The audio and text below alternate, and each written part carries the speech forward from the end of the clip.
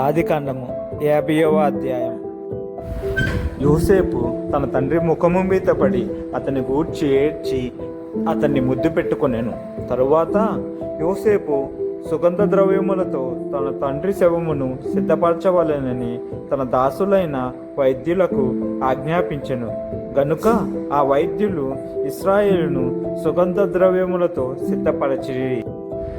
సుగంధ ద్రవ్యములతో సిద్ధపరచబడు వారి కొరకు దినములు సంపూర్ణమగునట్లు అతని కొరకు 40 దినములు సంపూర్ణమాయెను. అతని గూర్చి ఐగుప్తీయులు 70 దినములు అంగలార్చిరి.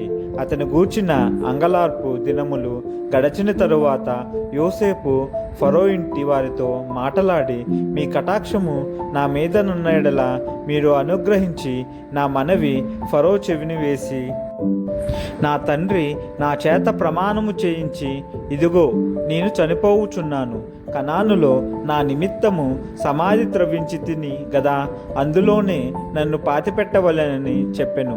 కాబట్టి సెలవైతే నేనక్కడికి వెళ్ళి నా తండ్రిని పాతిపెట్టి మరలా వచ్చేదనని చెప్పుడనెను.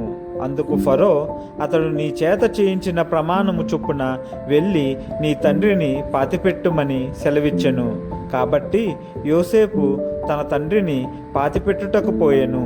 అతనితో ఫరో ఇంటి పెద్దలైన అతని సేవకులందరూ, ఐగుప్తు దేశపు పెద్దలందరూ, యోసేపు ఇంటి వారందరూ, అతని సహోదరులను, అతని తండ్రి ఇంటి వారును వెళ్ళిరి. వారు తమ పిల్లలను, తమ గొర్రెల మందలను, తమ పశువులను మాత్రము గోషేను దేశములో విడిచిపెట్టిరి. మరియు రథములను రౌతులను అతనితో వెళ్ళినందున ఆ సమూహము బహు విస్తారమాయెను. యోర్దానునకు అవతలనున్న ఆరాదు కళ్ళమునొద్దకు చేరి అక్కడ బహుఘోరముగా అంగలార్చిరి. అతడు తన తండ్రిని గూర్చి 7 దినములు దుఃఖము సలిపెను. ఆ దేశమందు నివసించిన కనానీయులు ఆరాదు కళ్ళమునొద్ద ఆ దుఃఖము సలుపుట చూచి, ఐగుప్తీయులకు ఇది మిక్కటమైన దుఃఖమని చెప్పుకొనిరి. గనుక దానికి ఆబేల్ మిస్రాయిము అను పేరు పెట్టబడెను. అది యోర్దానునకు అవతలనున్నది.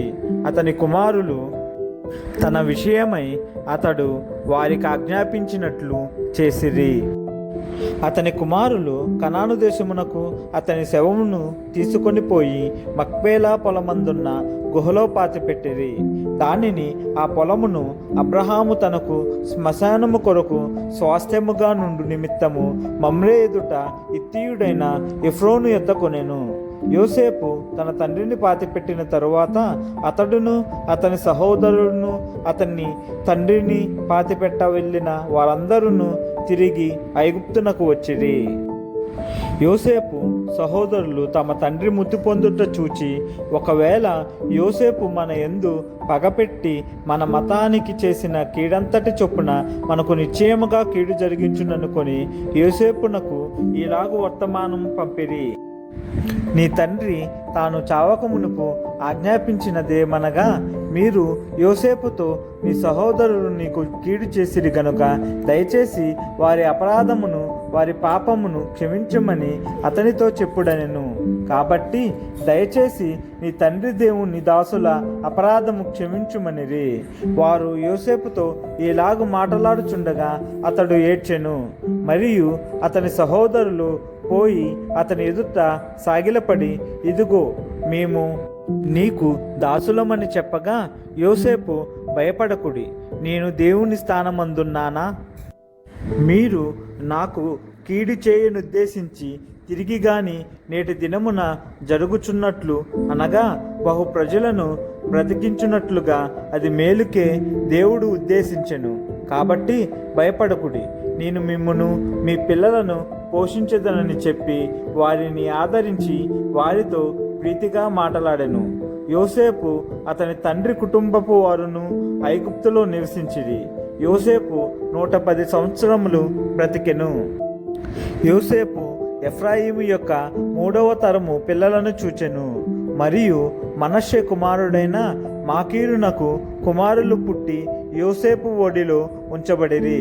యోసేపు తన సహోదరులను చూచి, నేను చనిపోవుచున్నాను, దేవుడు నిశ్చయముగా మిమ్మును చూడవచ్చి ఈ దేశంలో నుండి తాను అబ్రహాము, ఇస్సాకు, యాకోబులతో ప్రమాణము చేసి ఇచ్చిన దేశమునకు మిమ్మును తీసుకొని పోవునని చెప్పెను. మరియు యోసేపు, దేవుడు నిశ్చయముగా మిమ్మును చూడవచ్చును, అప్పుడు మీరు నా ఎముకలను ఇక్కడ నుండి తీసుకొని పోవలేనని చెప్పి ఇశ్రాయేలు కుమారుల చేత ప్రమాణము చేయించుకొనెను. యోసేపు 110 సంవత్సరములు వాడై మృతి పొందెను. వారు సుగంధ ద్రవ్యములతో అతని శవమును సిద్ధపరచి ఐగుప్తు దేశమందు ఒక పెట్టెలో ఉంచిరి.